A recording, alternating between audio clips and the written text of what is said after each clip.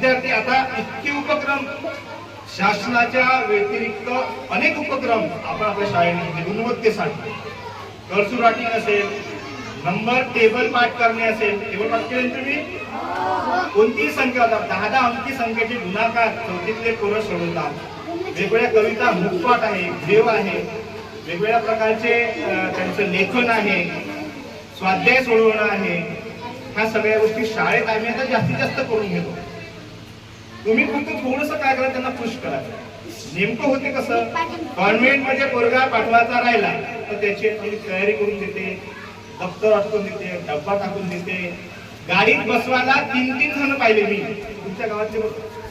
Convent मध्ये पहिली बसन असे काय KG1 KG2 मध्ये नाव सांगत नाही, पण आजी नसेल तर माय किंवा आई म्हणजे बाबा तिघं एका लेकराले गाडीत बसवाले 3 जण. आमचे पोरं मात्र कोणासोबत येत नाही, मस्त येते इथं स्वतः तिथे स्वतः बसते, स्वतःच आपली कामी लागते. आपल्या टीचर आपल्या गावातल्या पालकाने पोरगा शाळेत जाते नाही जात काहीच पता नाही. जेव्हा तेव्हा विचारलं कुठे गेली आई, कामाला गेली. कुठे गेली, वावरात गेली. वावर तर आहेच आहे. हे आहे त्याचा फरक कॉन्व्हेंटचा. कॉन्व्हेंट करून तुम्ही अपेक्षा एवढ्या करता, आमच्या मुलात तुम्ही आणून गेट पर्यंत त्याला बूट घेऊन द्या.